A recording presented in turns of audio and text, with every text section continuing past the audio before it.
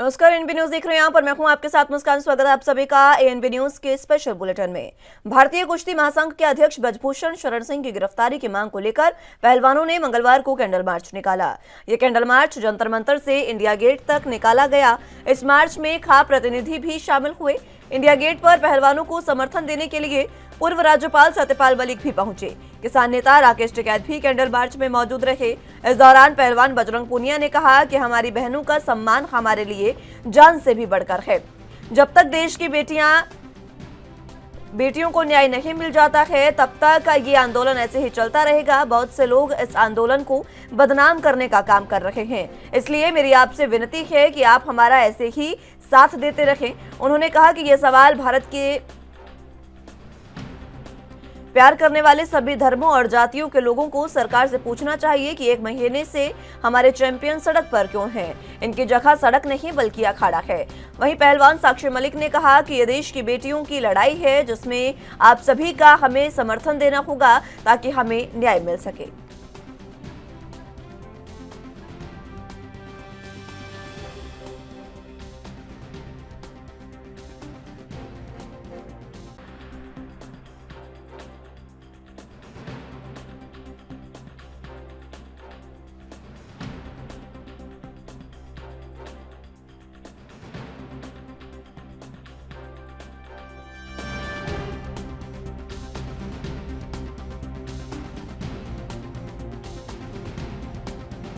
India gate तक पहलवानों ने कैंडल मार्च निकाला। कल दिशा में कैंडल मार्च निकाला गया, जिसमें आपको बता दें कि तमाम जो पहलवानों के समर्थक हैं वो यहां मौजूद रहे। किसान नेता राकेश टिकैत भी यहां पर पहुंचे और पूर्व राज्यपाल सत्यपाल मलिक भी इस आंदोलन में, इस कैंडल मार्च में शामिल होने के लिए पहुंचे थे।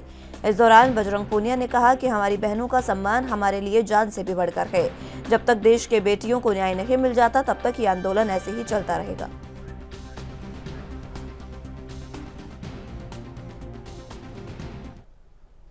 इस खबर पर ज्यादा जानकारी के लिए दिल्ली से संवाददाता राजीव तिवारी हमारे साथ मौजूद हैं। राजीव, जिस तरीके से कल कैंडल मार्च निकाला गया है पहलवानों द्वारा, इस कैंडल मार्च के बाद आगे की रणनीति क्या होने जा रही है?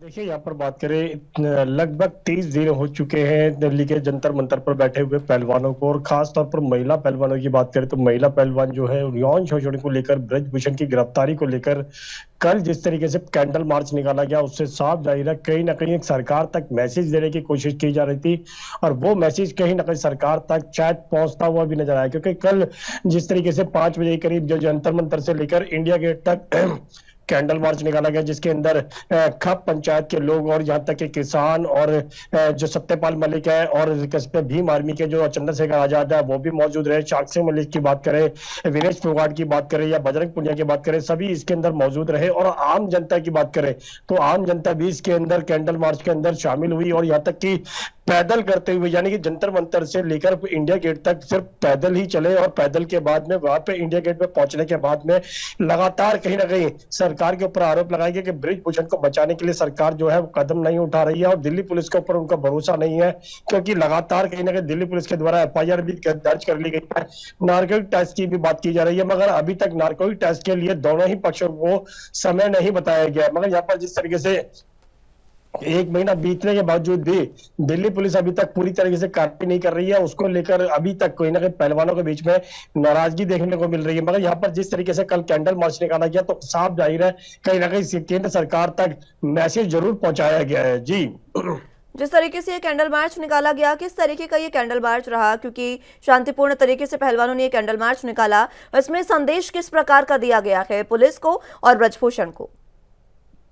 देखिए, यहाँ पर बात करें जो कैंडल मार्च निकाला गया, इसके अंदर लगातार कहीं ना कहीं केंद्र सरकार की रणनीति के खिलाफ जो है वो आरोप लगाए गए। हमने भी जब लोगों से बातचीत करने की कोशिश की तो उन्होंने भी यही कहा कि सरकार जो है ब्रजभूषण का बचाने की कोशिश कर रही है, उनके ऊपर FIR जरूर दर्ज की गई है, मगर अभी तक कानूनी प्रक्रिया जो है वो नहीं अपनाई गई है। सत्यपाल मलिक की बात करें तो वो भी मौजूद रहे, और उनकी तरफ से भी यही कहा गया सरकार की रणनीतियां जो है वो राजनेताओं के लिए अलग है और आम जनता के लिए अलग है। आम जनता अगर इस तरीके के कोई कार्य करती या फिर कोई यौन शोषण का मामला होता तो उनको अब तक गिरफ्तार कर लिया होता। और ब्रिजभूषण के खिलाफ जो है सरकार कहीं ना कहीं बचाव के लिए काम कर रही है। मगर यहाँ पर जो कहते कुश्ती महासंघ के अध्यक्ष के पद से ब्रिजभूषण को हटा दिया गया है और यहाँ तक कि दिल्ली पुलिस के द्वारा एफआईआर भी दर्ज कर ली गई है। मगर अभी तक कानूनी जो प्रक्रिया है ब्रिजभूषण के ऊपर वो नहीं अपनाई गई है।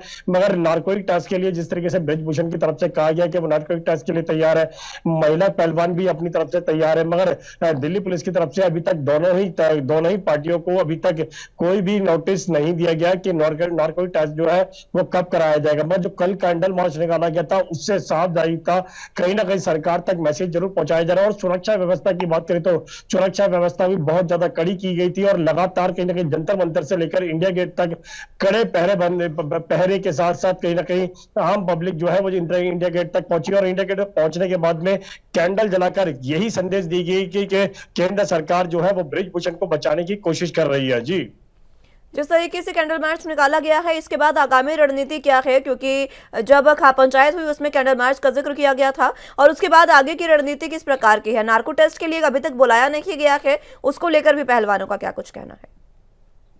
देखिए यहाँ पर बात करें अभी तक की जो रणनीति थी वो कहीं ना कहीं खाप पंचायत और किसानों के द्वारा या फिर कहे जो वो पूरी टीम बनाई गई थी उसके द्वारा कहीं ना कहीं ये रणनीति अपनाई जा रही थी। मगर अब कैंडल मार्च निकाला गया और कल कैंडल मार्च निकालने के बाद में भी उन्होंने प्रेस वार्ता की जंतर मंतर पर आकर और सबकी तरफ से यही कहा गया कि सरकार के खिलाफ जो है वो इसी तरीके का मोर्चा जो है वो आगे भी चलता रहेगा। यानी कि अभी तक जो प्रदर्शन चल रहा था जंतर मंतर से वो भी इसी तरीके से अभी भी जारी रहेगा। मगर यहाँ पर जब तक ब्रिजभूषण को जेल के अंदर या फिर कहे उनकी गिरफ्तारी नहीं की जाती है तब तक इसी तरीके के प्रदर्शन जो है वो लागू रहेगा। मगर यहाँ पर जैसे खाप पंचायत के लोगों की बात करें तो उनकी तरफ से भी बिल्कुल स्पष्ट कर दिया गया है कि जब तक यह आंदोलन चलेगा सरकार को इसी तरीके से घेरते रहेंगे। जी, जिस तरीके से पहलवान लगातार ये बात कह रहे हैं कि ब्रजभूषण की गिरफ्तारी होनी चाहिए, इसको लेकर अभी तक कोई एक्शन लिया नहीं गया है, इसको लेकर भी सवाल उठाए गए हैं इस प्रदर्शन में।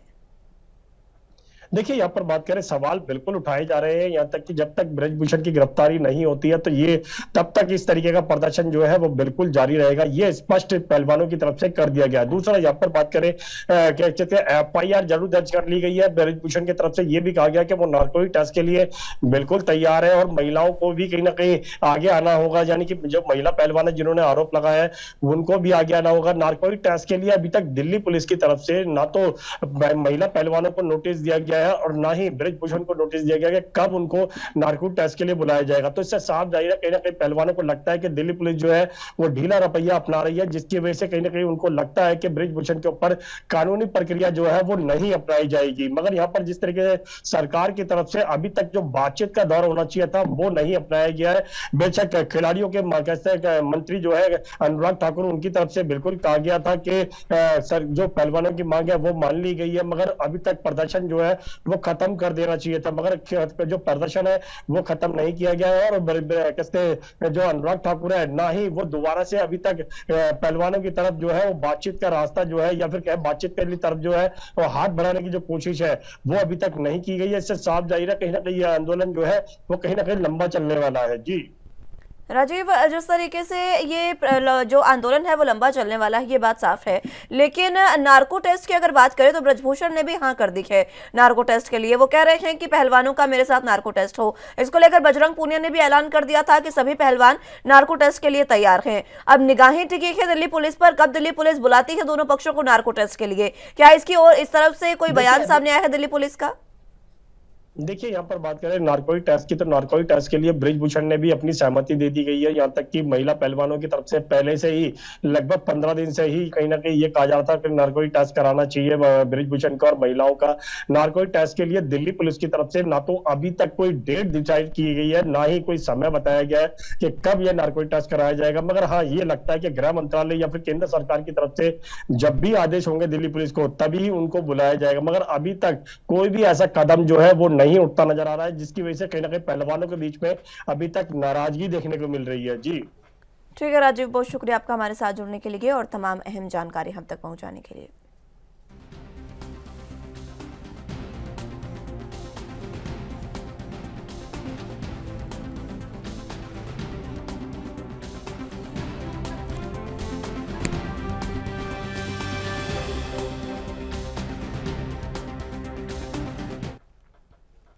बिजली की रार तेज हो गई है। एक तरफ जहां बिजली कंपनियां रेट बढ़ोतरी के लिए बात कर रही हैं, तो दूसरी ओर बिजली की दरें जो है उसका विरोध भी किया जा रहा है। आपको बता दें कि रेट बढ़ाने के विरोध में नियामक आयोग में शिकायत कर रही है। दूसरी तरफ उत्तर प्रदेश राज्य विद्युत उपभोक्ता परिषद ने भी नियामक आयोग में रेट कम करने को लेकर प्रत्यावेदन कर दिया है। परिषद अध्यक्ष अवधेश वर्मा ने लोक महत्व याचिका दायर की है। कंपनियों के इस प्रस्ताव के खिलाफ उत्तर प्रदेश राज्य विद्युत उपभोक्ता परिषद ने भी मोर्चा खोल दिया है।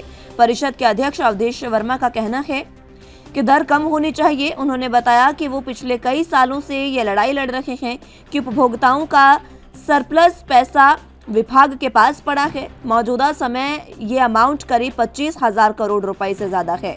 ऐसे में उस पैसे का इस्तेमाल कर लगातार 5 साल तक बिजली दरों में 7% की कटौती की जा सकती है।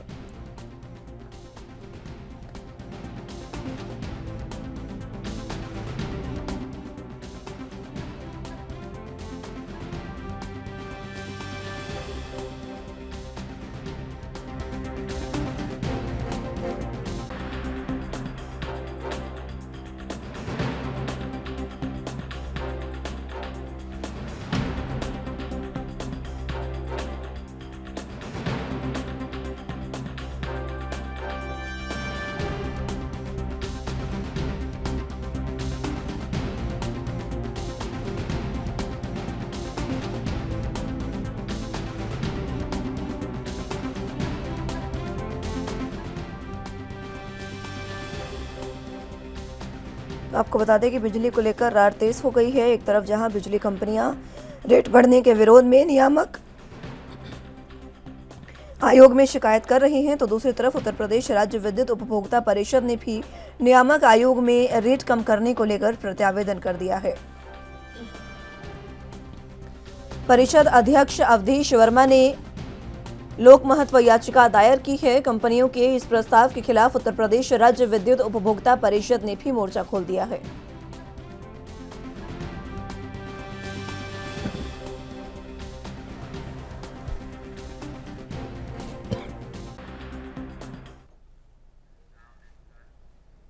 इस खबर पर ज्यादा जानकारी के लिए लखनऊ से संवाददाता जितेंद्र चौहान हमारे साथ मौजूद हैं। जितेंद्र, जिस तरीके से बिजली को लेकर रार जो है वो खत्म नहीं हो रही है, बिजली दरें बढ़ाई गई है जिसका विरोध लगातार किया जा रहा है और बिजली दरें कम करने की बात कही जा रही है, क्या कुछ अहम जानकारी? देखिए, बिजली के दामों को बढ़ाने के लिए उत्तर प्रदेश में लगातार कंपनियां प्रयास कर रही हैं, तो वहीं दूसरी तरफ इसका विरोध जो हो रहा है। कहा जा सकता है कि बिजली की जो रार है वो कहीं ना कहीं तेज हो गई। एक तरफ जहां बिजली कंपनियां रेट बढ़ाने के विरोध में नियामक आयोग में शिकायत कर रही है, तो वहीं दूसरी तरफ उत्तर प्रदेश राज्य विद्युत उपभोक्ता परिषद के नियामक आयोग को रेट कम करने की लेकर प्रत्यावेदन दिया गया है। और ये कहा सकता है कि जो उपभोक्ता परिषद के अध्यक्ष अवधेश वर्मा ने महत्वपूर्ण याचिका दायर की है, जिसमें कहा गया है कि रेट जो बिजली दर है उसके रेट कम किया जाए, क्योंकि उपभोक्ता का सरप्लस पैसा लगभग 25 करोड़ विभाग के पास है, जिसके लेकर कंपनियों के इस प्रस्ताव के खिलाफ उत्तर प्रदेश राज्य विद्युत परिषद ने मोर्चा खोल दिया है। और विद्युत परिषद के अध्यक्ष अवधेश वर्मा ने इसके खिलाफ याचिका भी डाली है और दर कम होनी चाहिए उन्होंने ऐसे याचिका में कहा है। तो साथ ही पिछले कई सालों से लड़ाई लड़ रहे हैं उपभोक्ता परिषद का सरप्लस का जो पैसा है लगभग 25 करोड़ जो पैसा पड़ा है उसको लेकर कहीं ना कहीं ये याचिका डाली गई है और मौजूदा समय में अमाउंट लगभग 25 करोड़ रुपए से ज्यादा है। ऐसे में उस पैसे का इस्तेमाल लगातार 5 साल तक बिजली के दरों में 7% कटौती के रूप में किया जा सकता है, जिसको लेकर ये जो रार है वो कंपनी और उपभोक्ता परिषद के जो अध्यक्ष है उनके दोनों के बीच में आ चुकी है। और बिजली कंपनियां पहले ही 23% रेट बढ़ाना चाहती हैं, वहीं इसका विरोध लगातार जो उपभोक्ता परिषद के अध्यक्ष है वो कहीं ना कहीं कर रहे हैं और रेट करने की जो मांग है वो कहीं ना कहीं जो कम करने की मांग है उसको करने का काम किया गया है। तो अब उसी के विरोध कंपनियों को कम करने के लिए कहा गया है और साफ तौर पे कहा जा सकता है कि उत्तर प्रदेश में लगातार जो बिजली दर है उसको कम करने के लिए कंपनियां लगातार नियामक आयोग को शिकायत कर रही हैं, तो वहीं इसका विरोध भी उपभोक्ता परिषद इसके भी जुटा है, क्योंकि उनका कहना है कि लगभग 25 करोड़ रुपया जनता का है वो सरप्लस का पैसा वो पड़ा हुआ है और इसी को देखते जो बिजली के दाम है उसमें लगभग 7% तक कम किया जा सकता है और उसको कम भी करना चाहिए। हालांकि इसका अभी फैसला नहीं आया है, लेकिन ये जो कहा सकता है कि याचिका पर जल्दी सुनवाई होगी। क्या फैसला होगा वो आने वाले समय, क्योंकि इससे पहले भी बिजली कंपनी नियामक आयोग को कहा था कि इसको बिजली के दामों में बढ़ाया जाए, क्योंकि बिजली जो खरीद है वो महंगी होती जा रही है। उसको लेकर भी लगातार ये बात कही जा रही थी, लेकिन अब दोनों के बीच पे आमने सामने आ चुके हैं, दोनों के बीच में रात शुरू हो गई है। जितेंद्र, जिस तरीके से ये बताया गया है कि सरप्लस का पैसा जो है वो कंपनियों के पास मौजूद है तो 7% तक कटौती की जा सकती है, क्या कारण है कि पैसा मौजूद होने के बाद भी कटौती नहीं की जा रही है बिजली में, क्योंकि उपभोक्ता इससे परेशान हो रहे हैं? बात है कि अगर महंगाई बढ़ेगी तो उसका बोझ जनता के ऊपर होता है, और जनता की लड़ाई राज्य उपभोक्ता परिषद लड़ रहा है। और जाहिर सी ऐसी कंपनियां क्या चाहती हैं, कंपनियों को साफ तौर में कहना है कि दिन पे दिन जो बिजली है वो उसकी दर महंगी होती है, और कंपनियां लगातार नियामक आयोग की इस बात को कह रही है कि बिजली के दामों में वृद्धि की जाए। 23% तक वृद्धि की बात कही गई थी, इससे पहले भी याचिका डाली गई, नियामक आयोग ने खारिज कर दिया था। एक बार फिर याचिका डाली गई है जिसको लेकर ये कहा गया है कि बिजली के दामों में वृद्धि की जाए, लेकिन इसकी लड़ाई सीधे कंपनियों से जो राज्य उपभोक्ता परिषद है उनके अध्यक्ष लड़ रहे हैं, और साफ तौर पर 23% तक जो बिजली के दामों को बढ़ाने की बात कही जा रही है उसको लेकर सिरे से इनकार किया जाए, और उल्टा ये कहा जा रहा है कि लगभग 7% रेट कम किया जाए, क्योंकि 25 करोड़ रुपया सरप्लस का जो जनता का पैसा है वो पड़ा हुआ है, उसी को प्रयोग करके जो पैसा है बिजली के दामों में, जो सरप्लस का पैसा है उसको कम करने का काम किया जाए। ठीक है जितेंद्र, बहुत शुक्रिया आपका हमारे साथ जुड़ने के लिए और तमाम अहम जानकारी हम तक पहुंचाने के लिए।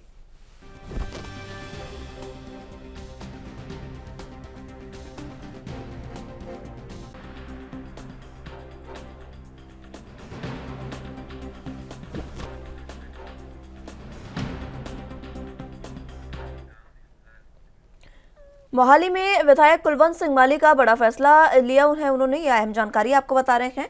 विधायक कुलवंत सिंह माली की तरफ से यह बड़ा फैसला लिया गया है, जिसमें उनका साफ कहना है कि गरीब लोगों को सहायता मुहैया कराई जाएगी। उनकी तरफ से ये उनका कहना है, जो लोग जिनके घर कच्चे हैं, मकान कच्चे हैं और गरीब तबके के लोग हैं, उनको सहायता मुहैया कराई जाएगी। विधायक के फैसले से आम जनता में अब खुशी की लहर देखने को मिली है। गरीब तबके के लोग इससे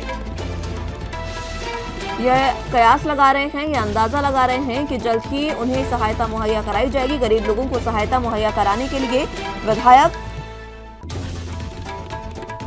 कुलवंत सिंह माली ने यह बड़ा फैसला लिया है, यह हम जानकारी आपको बता रहे हैं। मोहाली से विधायक हैं कुलवंत सिंह माली, जिन्होंने ये बड़ा फैसला लिया है। गरीब लोगों को सहायता मुहैया कराएंगे विधायक, कच्चे मकान वालों को सहायता दी जाएगी, ये कुलवंत सिंह माली ने कहा। विधायक के इस फैसले से आम जनता में खुशी की लहर है।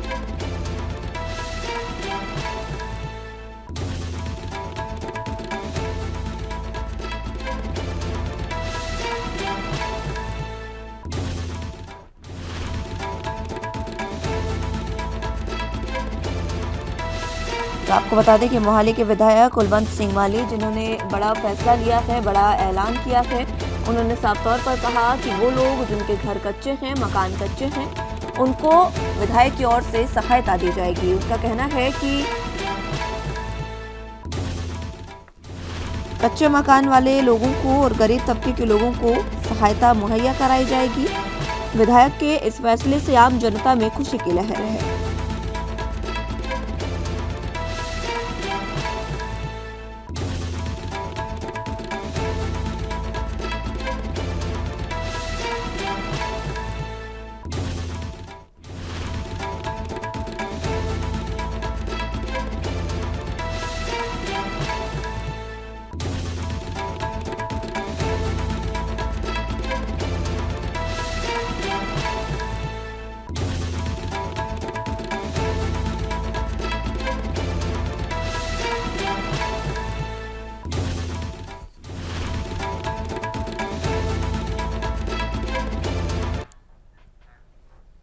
इस खबर पर ज्यादा जानकारी के लिए चंडीगढ़ से संवाददाता संदीप सिंह हमारे साथ मौजूद हैं।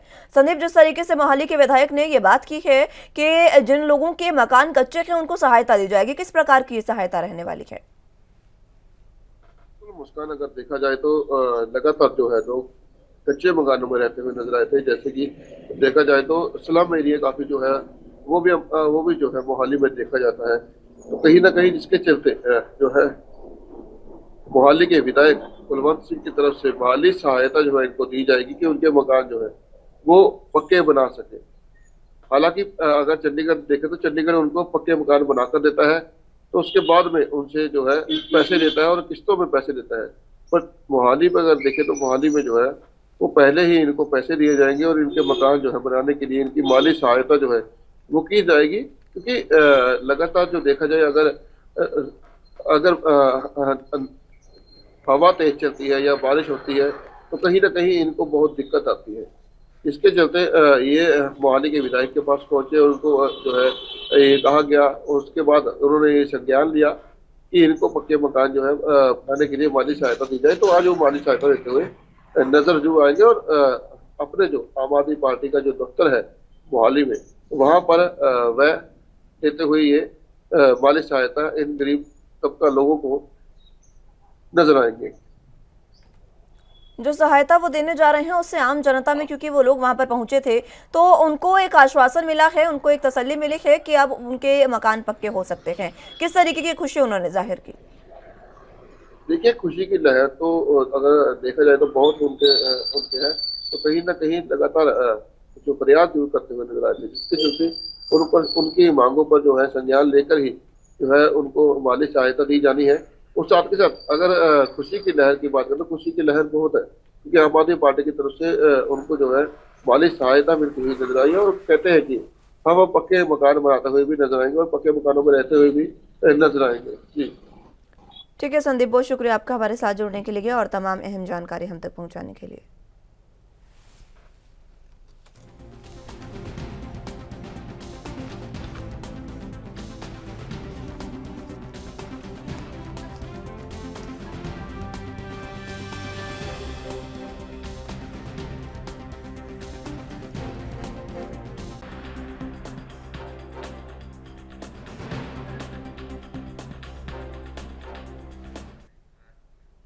केंद्र सरकार के अध्यादेश के खिलाफ दिल्ली के मुख्यमंत्री अरविंद केजरीवाल अभियान चलाते नजर आ रहे हैं। इस अभियान के तहत वो विपक्षी दलों से लगातार मुलाकात कर रहे हैं। कल उन्होंने पश्चिम बंगाल के मुख्यमंत्री ममता बनर्जी से मुलाकात की और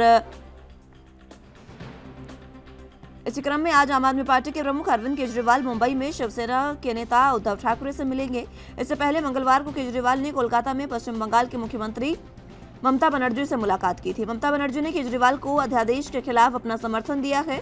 दरअसल सुप्रीम कोर्ट ने दिल्ली सरकार के अधिकारियों की ट्रांसफर पॉलिसिंग का अधिकार राज्य सरकार को दिया था। सुप्रीम कोर्ट के आदेश के एक सप्ताह बाद ही केंद्र सरकार ने इस संबंध में एक अध्यादेश जारी कर दिया और अधिकारियों के ट्रांसफर पोस्टिंग में उपराज्यपाल के हाथ में अंतिम फैसला देने की बात कही है। इसके साथ ही केंद्र सरकार ने सुप्रीम कोर्ट से अपने फैसले पर फिर से विचार करने की गुहार भी लगाई है और इसी को लेकर अरविंद केजरीवाल लगातार लोगों से मिल रहे हैं और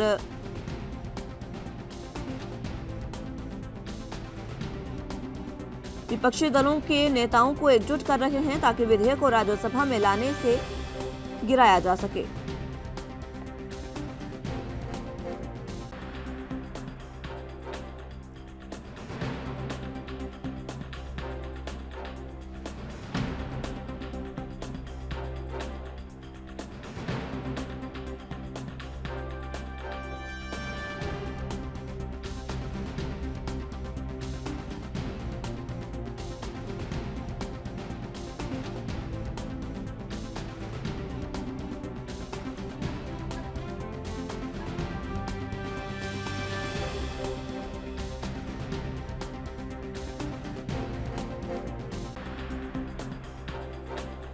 केंद्र सरकार के अध्यादेश के खिलाफ दिल्ली के मुख्यमंत्री अरविंद केजरीवाल लगातार अभियान चला रहे हैं। आज मुंबई के दौरे पर वो हैं। मुंबई में शिवसेना उद्धव गुट के नेता उद्धव ठाकरे से वो मुलाकात करेंगे और उन्हें भी मनाने की कोशिश करेंगे कि राज्यसभा में जब यह अध्यादेश लेकर आया जाए तो उस समय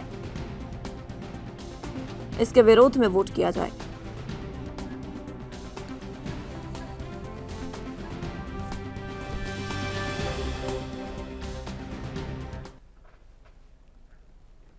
इस खबर पर ज्यादा जानकारी के लिए मुंबई से संवाददाता सत्यप्रकाश सोनी हमारे साथ मौजूद हैं। सत्यप्रकाश, जिस तरीके से अब अरविंद केजरीवाल दिल्ली में मुंबई के दौरे पर हैं, दिल्ली में जो लगातार केजरीवाल और उपराज्यपाल के बीच तनातनी चल रही है। उसको लेकर जो अध्यादेश सरकार लेकर आई है, उस अध्यादेश के विरोध में वोटिंग करने के लिए आज वो मुंबई पहुंच रहे हैं। उद्धव ठाकरे से मिलेंगे और शरद पवार से मुलाकात हो सकती है। क्या कुछ अहम जानकारी? जी बिल्कुल, देखिए दिल्ली के मुख्यमंत्री अरविंद केजरीवाल और पंजाब के मुख्यमंत्री भगवंत मान इस वक्त मुंबई दौरे पर हैं। 2 दिवसीय यह दौरा है। यह दौरा बेहद अहम इसलिए भी माना जा रहा है कि केंद्र सरकार द्वारा लाए जा रहे अध्यादेश कानून के खिलाफ लड़ाई लड़नी है। इस लड़ाई में सभी विरोधी दल को एकजुट करना है। इसके लिए वह कल देर शाम मुंबई पहुंचे। मुंबई में उनका जमकर स्वागत किया गया और आज जो है शिवसेना प्रमुख उद्धव ठाकरे से वह करीब 4 बजे के आसपास मुलाकात करेंगे। इस मुलाकात में वह केंद्र सरकार द्वारा लाए जा रहे अध्यादेश का विरोध करने की अपील करेंगे। इसके अलावा कल का उनका कार्यक्रम एनसीपी प्रमुख शरद पवार से वह मुलाकात करेंगे। यह मुलाकात शरद पवार के घर पर होगी और मुलाकात के बाद जो है यह तय किया जाएगा कि विरोधी दल क्या एकजुट हो रहा है।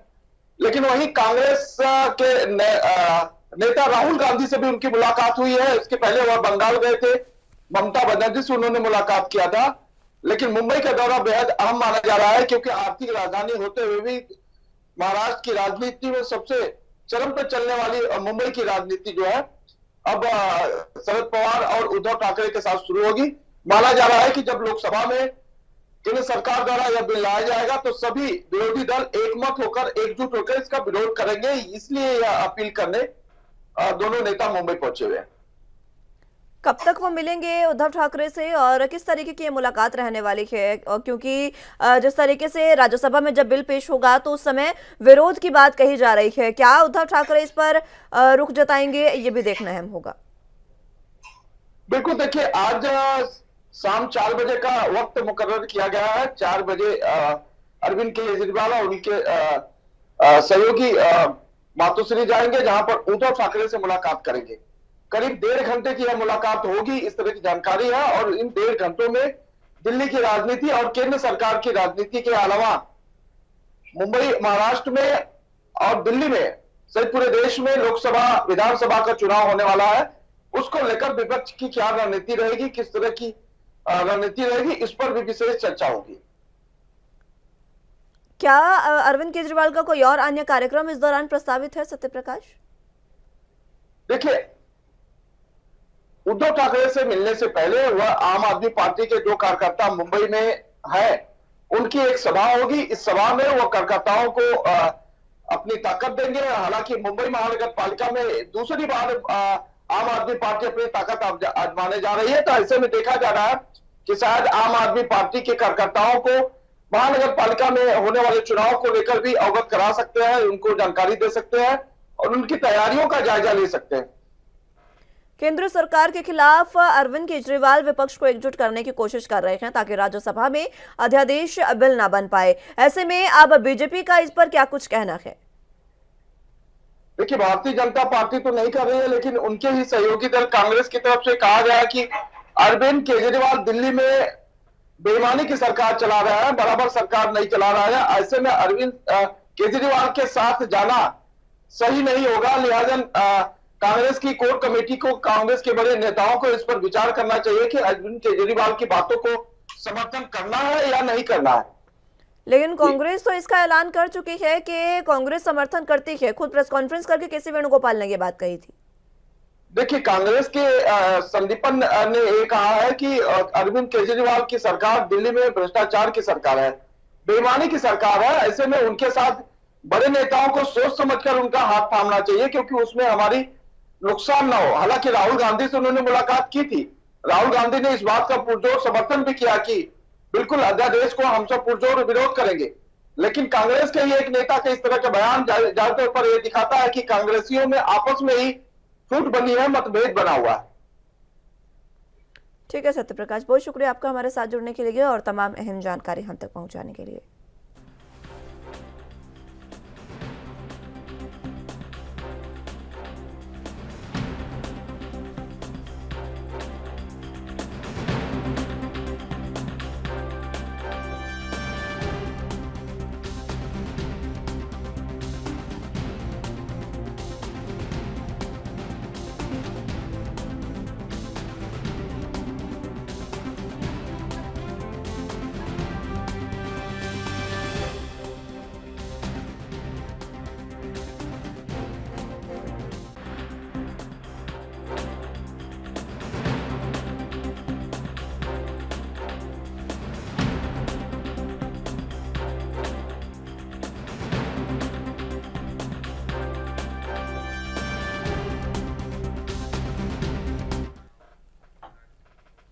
हिमाचल सरकार ने प्रति पेटी अधिकतम 24 किलो से भरने का निर्णय लिया है। सीजन नजदीक आने से पहले इसके खिलाफ अब विरोध के स्वर भी उठने लगे हैं।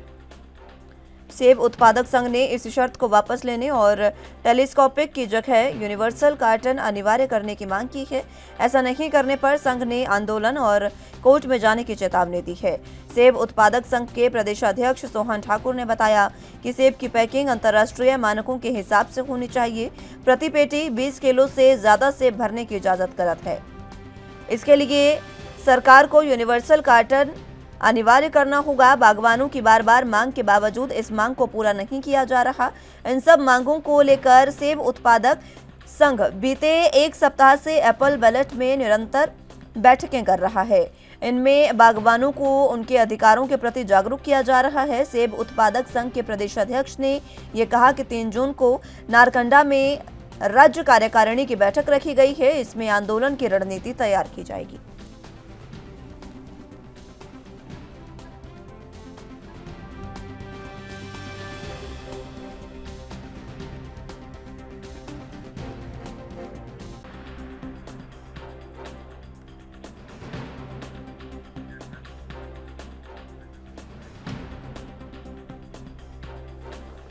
इस खबर पर ज्यादा जानकारी के लिए हिमाचल प्रदेश से ब्यूरो चीफ टीना ठाकुर हमारे साथ मौजूद हैं। टीना जी, फिलहाल जिस तरीके से प्रति पेटी अधिकतम 24 किलो से भरने का निर्णय जब लिया हिमाचल सरकार ने, तो इसके खिलाफ अब विरोध जो है वो देखने को मिल रहा है। क्या कुछ अहम जानकारी? जी बिल्कुल, हिमाचल सरकार ने प्रति पेटी अधिकतम 24 किलो से भरने का निर्णय लिया है और इस निर्णय पे जो है सेब उत्पादक संघ नाराज हो गया है। विरोध के स्वर उठने लगे हैं। उनका कहना है कि सेब सीजन एकदम सर पर आ गया है और जो टेलीस्कोपिक की जगह यूनिवर्सल कार्टन की बात बार बार सेब उत्पादक संघ और बागवान उठा रहे थे, उसको सरकार अनदेखा कर रही है। और अगर ऐसा ही चलता रहा तो अगर सरकार ने इनकी मांग पर जल्द पुनर्विचार नहीं किया तो आंदोलन और कोर्ट जाने की चेतावनी उन्होंने दी है। उनका कहना है कि जो पैकिंग के अंतर्राष्ट्रीय मानक है उसके हिसाब से सेब पैकिंग होनी चाहिए और उसमें 20 किलो की पैकिंग अनिवार्य बताई गई है और इससे ज्यादा का सेब अगर भरा जाता है तो उनका कहना है कि बागवानों को इससे बड़ा नुकसान होता है, साथ ही सरकार को भी इससे राजस्व में घाटा उठाना पड़ता है। तो ऐसे में उनका कहना है कि अगर बागवानों के लिए अगर सरकार सही सा निर्णय नहीं लेती है, यूनिवर्सल कार्टन की पैकिंग को अनिवार्य नहीं करती है, तो 3 जून को एक बड़े आंदोलन की रणनीति यहाँ पे बनाई जाएगी। उन्होंने कहा कि सरकार भूल गई है कि पिछली मर्तबा भी राजनीतिक दलों को छोड़कर, राजनीतिक चीजों को छोड़कर सभी लोग एक साथ एकजुट होकर आए थे, आंदोलन किया था और अभी ये आंदोलन उससे भी बड़ा होने जा रहा है क्योंकि जो सरकार है वो सुन नहीं रही है। क्योंकि यूनिवर्सल कार्टन की मांग जो सेब उत्पादक संघ है या बागवान है वो लगातार पिछले कई सालों से कर रहे हैं, लेकिन इसमें सबसे बड़ी रुकावट आती है आड़ती और लदानी जो ये जो यूनिवर्सल कार्टन पैकिंग है इसके लिए इनकार कर देते हैं। आड़ती दबाव बनाते हैं सरकार पर और सरकार बागवानों पे बनाती है।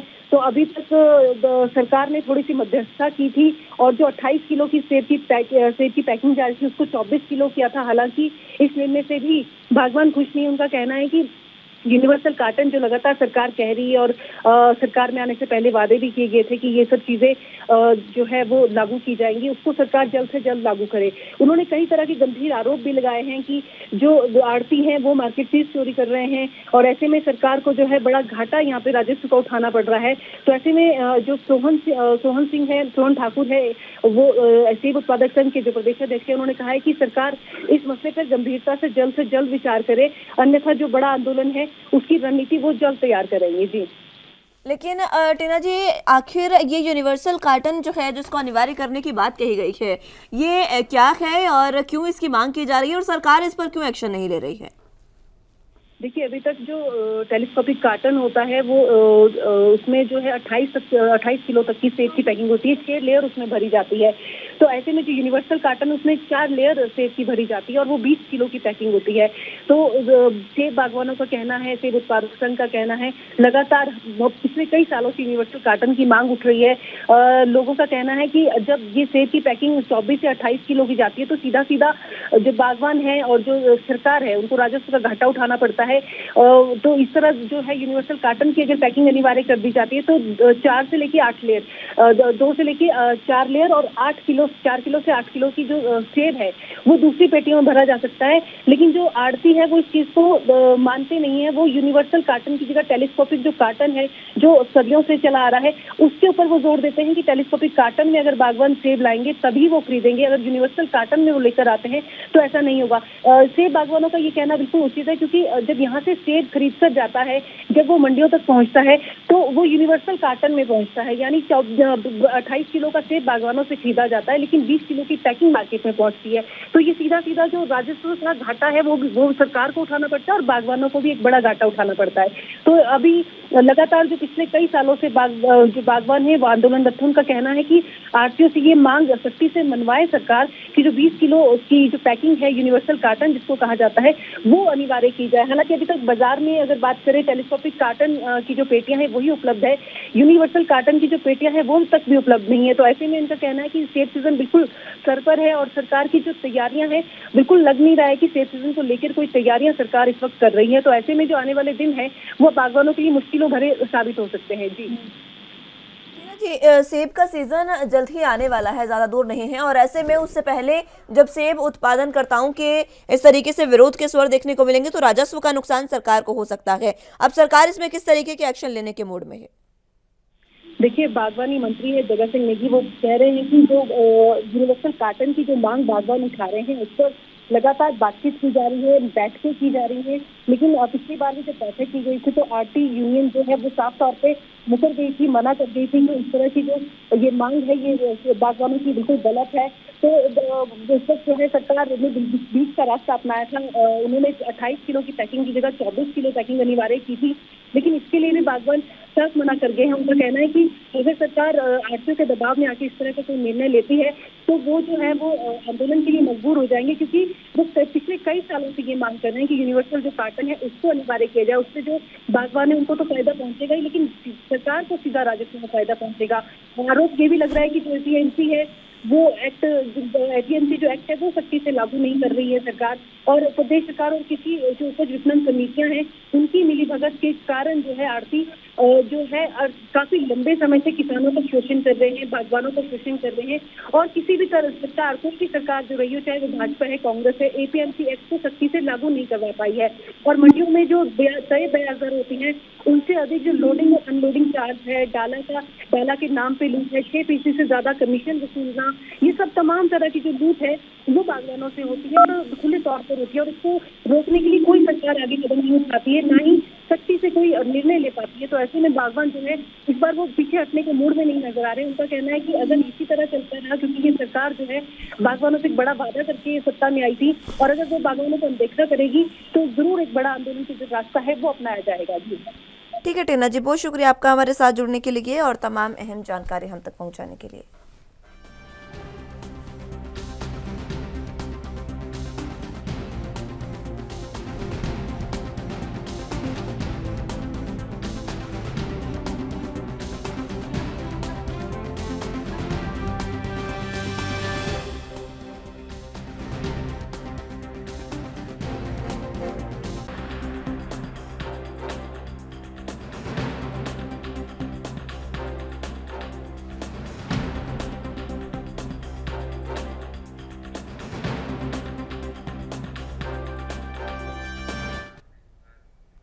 उत्तराखंड के मुख्यमंत्री पुष्कर सिंह धामी आज सचिवालय में राजस्व प्राप्ति के संबंध में कल उन्होंने बैठक की और इस दौरान उन्होंने कई अहम निर्देश भी दिए हैं।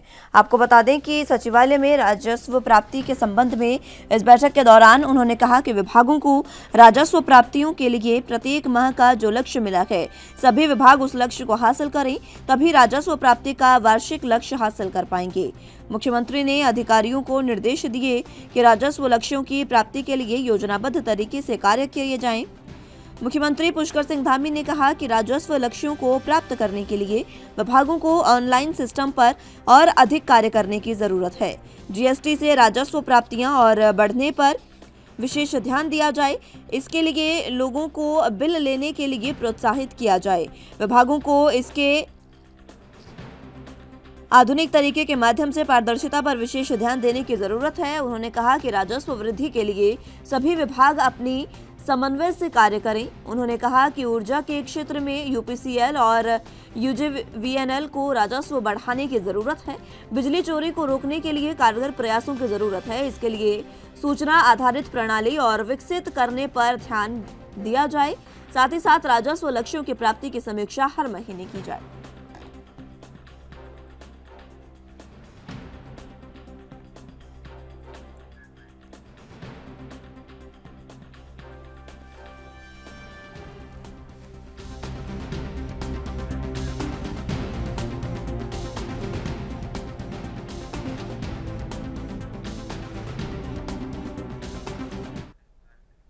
ऐसी खबर पर ज्यादा जानकारी के लिए संवाददाता अमित चौधरी हमारे साथ मौजूद हैं। अमित, जिस तरीके से राजस्व प्राप्ति को लेकर बैठक की गई पुष्कर सिंह धामी द्वारा, क्या कुछ इस बैठक में खास रहा? देखिए मुस्कान, किसी भी राज्य के लिए अगर बात की जाए तो उसकी आय को लेकर, राजस्व प्राप्ति को लेकर यहाँ पर जो होता है उससे कहीं ना कहीं विकास पर असर पड़ता है और यही उत्तराखंड में लगातार यहाँ पर देखा जा रहा है। बात करें मुख्यमंत्री पुष्कर सिंह धामी की तरफ से, अब यहाँ पर जो विभिन्न विभाग के अधिकारी हैं उनकी तरफ से यहाँ पर बैठक की गई उन सभी को लेकर के, और सचिवालय में ये बैठक थी और इस बैठक में सभी अधिकारियों को निर्देश दिया गया है कि राजस्व प्राप्ति के लिए जो लक्ष्य निर्धारित किया गया है प्रत्येक माह में उसको हासिल किया जाए, क्योंकि कई बार देखा जाता है कि प्रत्येक माह में यहाँ पर राजस्व प्राप्ति नहीं हो पाती है, जो पेंडिंग होता जाता है और वार्षिक यहाँ पर राजस्व प्राप्ति के लिए बाद में वो दिक्कत हो जाती है और पेंडिंग हो जाता है। उसको लेकर के कहीं ना कहीं सख्त निर्देश यहाँ पर दिए हैं पुष्कर सिंह धामी ने। तमाम तरीके से जो अधिकारी हैं तमाम विभाग के, उनकी तरफ से यहाँ पर निर्देश दिए गए कि यहाँ पर जो राजस्व प्राप्ति के लिए जो यहाँ पर लक्ष्य निर्धारित किया जा रहा है उसको हर माह यहाँ पर पूरा करना है, और जिसमें यहाँ पर जो खनन से जुड़े मामले हों या जीएसटी से जुड़े मामले हों उन सभी पर कहीं ना कहीं योजनाबद्ध तरीके से काम किया जाए, और राजस्व प्राप्ति के लिए यहाँ पर जीएसटी के माध्यम से जो राजस्व प्राप्त होता है उसके लिए यहाँ पर लोगों को प्रोत्साहित किया जाए बिल लेने के लिए, और पूरी तरीके से यहाँ पर जो है डिजिटाइज तरीके से यहाँ पर राजस्व प्राप्ति के लिए यहाँ पर प्रयास किए जाने हैं। उसको लेकर के तमाम निर्देश दिए गए हैं, और ये निर्देश देने के बाद अधिकारी भी कहीं ना कहीं इस ओर अग्रसर है कि राजस्व प्राप्ति के लिए जो लक्ष्य दिया गया है उसको कहीं ना कहीं यहाँ पर पूरा किया जाए और सरकार की आय बढ़ाने के लिए यहाँ पर जो बेहतर कदम वो कहीं ना कहीं उठाए जा सके।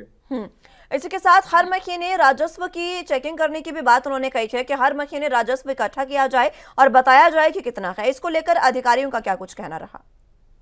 देखिए, क्योंकि हर महीने यहाँ पर राजस्व प्राप्ति का निर्देश दिया जा सका पुष्कर धामी से, और क्योंकि लक्ष्य निर्धारित होता है हर विभाग का कि यहाँ से आपको इतना राजस्व प्राप्त करना है, लेकिन अधिकारियों की कहीं ना कहीं उदासीनता कहा जाए कि प्रति माह यहाँ पर लक्ष्य उस तरीके से निर्धारित नहीं किया हो पाता है, लक्ष्य यहाँ पर नहीं, यहाँ पर जो राजस्व वो प्राप्त नहीं हो पाता, जिसको लेकर के कहीं ना कहीं सरकार की आय में यहाँ पर प्रभाव पड़ता है और विकास कार्य में कहीं ना कहीं दिक्कतें आती हैं।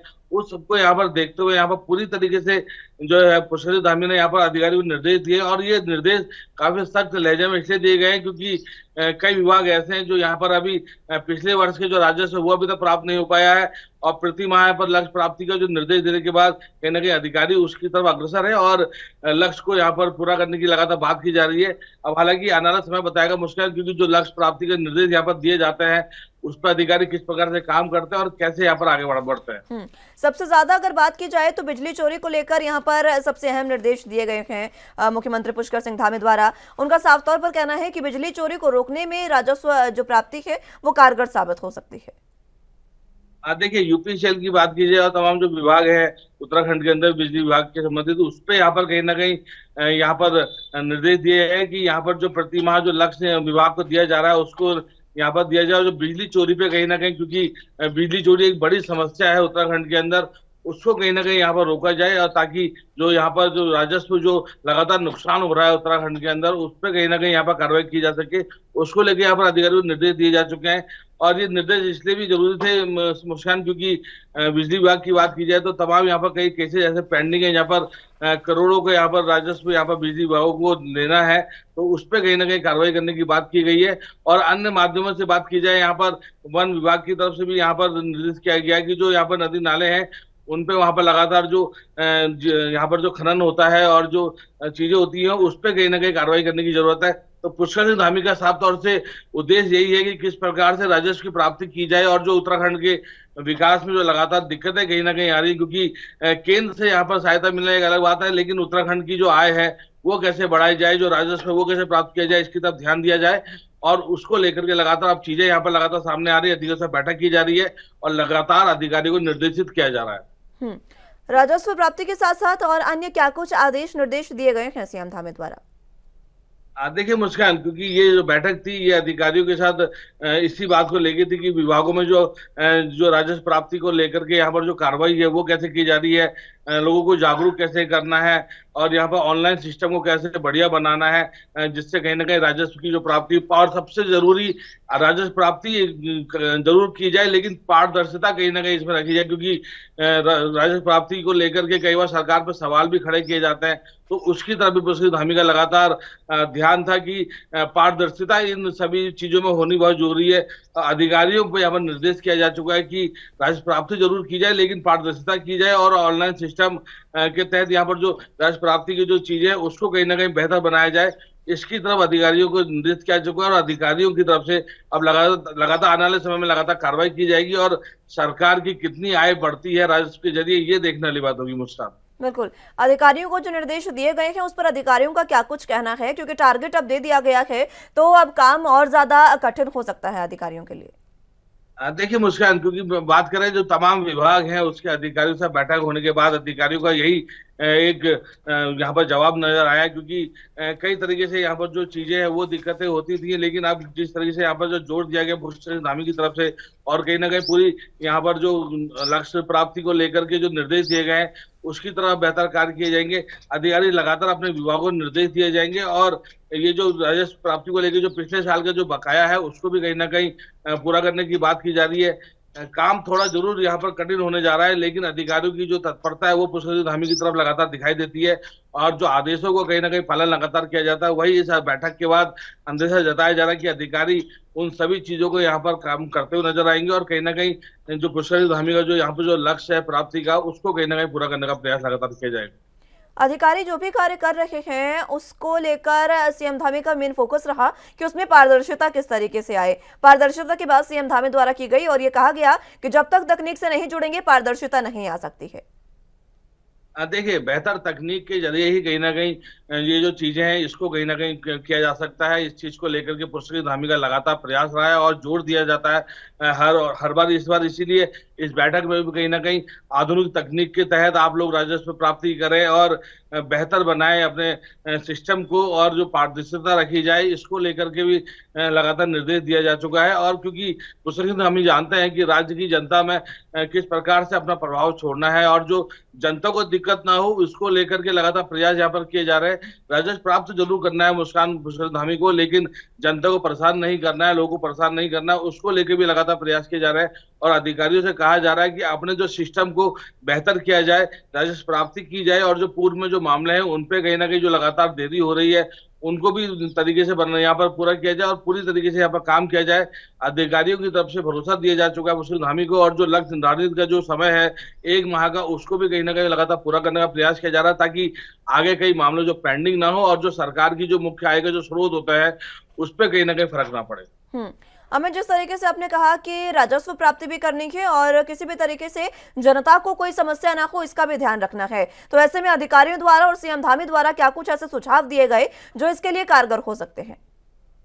देखिए मुस्कान, अभी जो फिलहाल बैठक हुई है, बैठक में अधिकारियों को निर्देश दिए गए हैं और ये निर्देश के तहत उन सभी चीजों को छुआ गया है जहां पर जो अभी तक अधिकारियों की तरफ से जो चीजें नहीं सामने आ रही थी पुष्कर धामी के द्वारा लगातार कहा गया है कि अपने सिस्टम को, क्योंकि जो सिस्टम अधिकारियों का होता है उस पर कहीं ना कहीं लगातार काम किया जाए और उस सिस्टम को बेहतर बनाया जाए, निर्देशित किया जाए आगे अधिकारियों को, क्योंकि जो लगातार सीधे जो जनता से प्रभाव पड़ता है इन चीजों को लेकर उस पर कहीं ना कहीं चीजें होनी है और अधिकारियों की तरफ से लगातार ये कहा जा रहा है कि जो सिस्टम को उसको बेहतर बनाया जाए। ऑनलाइन सिस्टम की बात लगातार की जा रही है और सबसे बड़ी बात मुस्कान, क्योंकि जीएसटी को लेकर के यहाँ पर जो यहाँ पर राजस्व प्राप्ति होती है उस पर कहीं ना कहीं यहाँ पर दिक्कतें हो रही है। बिल बनाने की लगातार बात की जा रही है, जागरूकता करने की बात की जा रही है जनता को, तो वो कहीं ना कहीं अधिकारी आने वाले समय में करते नजर आएंगे और राजस्व कैसे बढ़े उसको लेकर लगातार प्रयास किया जाएगा। ठीक है अमित, बहुत शुक्रिया आपका हमारे साथ जुड़ने के लिए और तमाम अहम जानकारी हम तक पहुंचाने के लिए।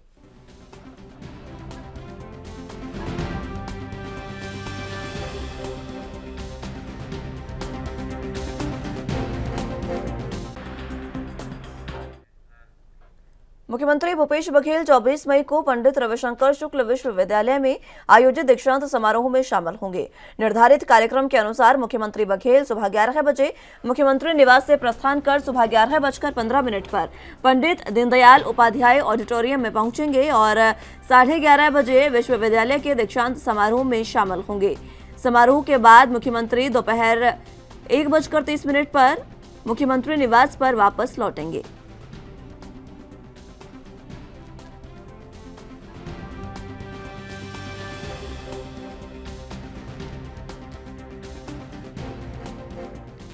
इस खबर पर ज्यादा जानकारी के लिए रायपुर से संवाददाता टिकेश वर्मा हमारे साथ मौजूद हैं। टिकेश, जिस तरीके से आज दीक्षांत समारोह में शामिल होने जा रहे हैं मुख्यमंत्री भूपेश बघेल, क्या कुछ अहम जानकारी? पंडित रविशंकर विश्वविद्यालय का 26वां दीक्षांत समारोह है और आज ये समारोह आयोजित होना है, जिसमें मुख्यमंत्री भूपेश बघेल इस कार्यक्रम में राज्यपाल विश्वभूषण हरिचंदन समेत उच्च शिक्षा मंत्री उमेश पटेल शामिल होंगे। बता दें कि रविशंकर विश्वविद्यालय दीक्षांत समारोह में 136 विद्यार्थियों को गोल्ड मेडल दिया जाएगा।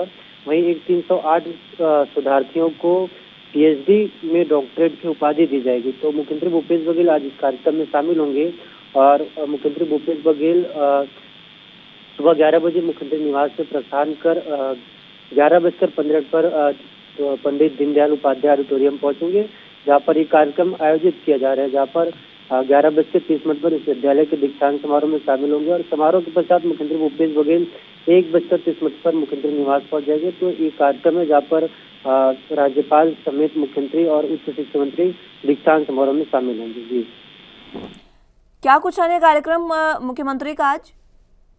मुख्यमंत्री भूपेश बघेल जो जानकारी मिली उसके अनुसार से मुख्यमंत्री भूपेश बघेल दीक्षांत समारोह में शामिल होंगे। इसके पश्चात वो अपने जो मुख्यमंत्री निवास स्थान है वहाँ के लिए रवाना हो जाएंगे, जिसके बाद मुख्यमंत्री भूपेश बघेल शायद कई प्रतिनिधिमंडल से या कई लोगों से भी मुख्यमंत्री निवास में मुलाकात कर सकते हैं। दीक्षांत समारोह की बात करें तो आज 136 विद्यार्थियों को गोल्ड मेडल दिया जाएगा, साथ ही साथ 308 शोधार्थियों को पीएचडी और डॉक्टर की उपाधि दी जाएगा। कि मुख्यमंत्री भूपेश बघेल के आज के कार्यक्रम में। जिस तरीके से दीक्षांत समारोह में शामिल होने जा रहे हैं मुख्यमंत्री और विद्यार्थियों को गोल्ड मेडल जिस तरीके से हमने बताया सम्मानित करेंगे, विद्यार्थियों के लिए ये एक गौरव का क्षण होगा। दीक्षांत समारोह की तैयारियां किस तरीके के समय चल रही हैं? देखिए, तैयारी पूरी तरीके से है। जब हमने रविशंकर विश्वविद्यालय के कुछ छात्राओं से बातचीत किया तो उन्होंने साफ तौर पर यह कहा कि हमारे लिए खुशी का क्षण है, क्योंकि पिछले वर्ष 25वां दीक्षांत समारोह मनाने से पहले जिस तरीके से विवाद की स्थिति बनी थी, लेकिन अब जिस तरीके से 26वां जो दीक्षांत समारोह मनाने जा रहे हैं उसको लेकर बच्चों में काफी उत्साह का माहौल है और इसको लेकर के उनका साफ तौर पर कहना है कि हमारे लिए गौरव का क्षण है कि 136 विद्यार्थियों को गोल्ड मेडल दिया जाएगा मुख्यमंत्री भूपेश बघेल के हाथों से। तो सभी में उत्साह है और जिस तरीके से दीक्षांत समारोह का आयोजन किया जा रहा है उसको लेकर के काफी कुछ तैयारियां की जा चुकी है। पंडित दीनदयाल उपाध्याय ऑडिटोरियम में पूरी तरीके से साज सज्जा की जा चुकी है और वहाँ पर बच्चों का जो आने का सिलसिला है वो लगातार 10 बजे शुरू हो जाएगा और जिस तरीके से वेशभूषा है बच्चों का वो पहन करके जो विश्वविद्यालय के द्वारा निर्धारित की गई है उसको पहन करके वो दीक्षांत समारोह में शामिल होंगे। तो पूरी भव्यता है, चाहे वो कुलपति की बात हो, चाहे वहाँ पर बच्चों की बात हो या टीचर्स की बात हो, सभी में उत्साह है और इस दीक्षांत समारोह को भव्य बनाने के लिए काफी कुछ तैयारियां की गई है। जी ठीक है टिकेश, बहुत शुक्रिया आपका हमारे साथ जुड़ने के लिए और तमाम अहम जानकारी हम तक पहुँचाने के लिए।